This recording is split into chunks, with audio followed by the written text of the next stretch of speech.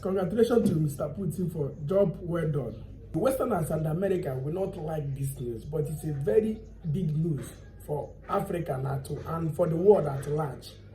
As an African, you need to be following geopolitics to know what is happening around the world. Watch this video to the end, like, comment, and share the video. This week, Russian President Vladimir Putin scored a big win. Despite Western efforts to isolate him, he just wrapped up a BRICS summit. Russia hosted leaders from 36 countries in the city of Kazan, and Putin took this opportunity to make an appeal. He asked BRICS nations to ditch the Western banking order. The dollar was used as a weapon, it is true, and we see that. I think it is a great mistake by those who do it. Putin says the West weaponizes the dollar, and he has a point. But what's the solution? Well, he says the BRICS should have their own payment system, an alternative to the Western system, which is called SWIFT. And what is SWIFT? Imagine you're a banker, a customer comes to you, they want to send money abroad, and they give you all the details like how much money needs to be transferred, the bank details of the recipients, and so on. So you have those details. Now it is your job to make sure that the money ends up in the right place. How do you do that? You see, for international transfers, banks have a special messaging system. Think of it as a secure WhatsApp for banks, or their version of it. This system is called SWIFT. So as a bank, when you transfer money for your customer, you open the SWIFT system. There you send a message to the recipient's bank. This message tells them how much money is being sent and where it needs to go.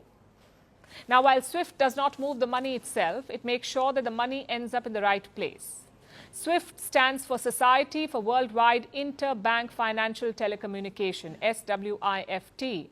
SWIFT is what enables international banking. So the system plays a vital role. Without it, you cannot participate in international banking. More than 11,000 banks and financial institutions use the SWIFT system. They are based in more than 200 countries and territories. Now, SWIFT is technically a neutral organization. It is based in Belgium, but the West wields significant influence over SWIFT.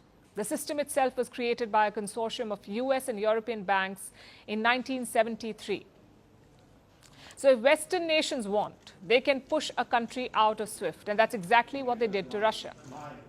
When Russia invaded Ukraine in 2022, Western nations sanctioned 7 Russian banks. They were removed from the SWIFT system. Effectively, these banks were cut off from global trade and international markets. They could not finance international projects. They could not make or receive payments from their customers outside. So you can imagine why Putin is upset with the Western system and why he's pushing BRICS to come up with an alternative. Another villain in the story is the US dollar. It dominates the global banking system. So Putin is talking about de-dollarization. In fact, BRICS has been discussing this for a while. In the last summit too, de-dollarization came up. South Africa was the host then. BRICS leaders agreed to keep talking, but they haven't been able to come up with any alternatives yet. Individually, BRICS members have their own arrangements. They trade in their native currencies, mostly through bilateral arrangements. And the group may want to de-dollarize, but central banks across the world are not ready for this. They still depend on the greenback. Most foreign exchange reserves are still held in the US dollar. The share of the US dollar in forex reserves internationally stands at 59%. So how can the BRICS break the dollar's hegemony? Can India help in building an alternative system? At the Kazan summit, Prime Minister Modi made a pitch for India's UPI. BRICS देशों के बीच financial integration बढ़ाने के लिए प्रयासों का हम स्वागत करते हैं। लोकल करेंसीज में व्यापार और सुगम रूप से क्रॉस बॉर्डर पेमेंट से हमारा आर्थिक सहयोग सुदृढ़ होगा। भारत द्वारा बनाया गया यूनिफाइड पेमेंट्स इंटरफेस यानी यूपीआई भारत की एक बहुत बड़ी सक्सेस स्टोरी है। इसे कई देशों में अपनाया गया है। Prime Minister Modi was referring to the UAE, the newly minted member of BRICS. This year, UPI was introduced in Dubai. UPI stands for Unified Payment System. It is the backbone of digital payments in India. So far, the UPI has been rolled out in 7 countries, and this list is expected to grow in the coming months. Over 30 countries have shown interest in adopting this Indian system. So should the BRICS consider using it too? Well, the idea is appealing, but not without its own set of challenges. Like, how would a single platform handle multiple currencies? How do you settle transactions in real time without the risk of currency devaluation?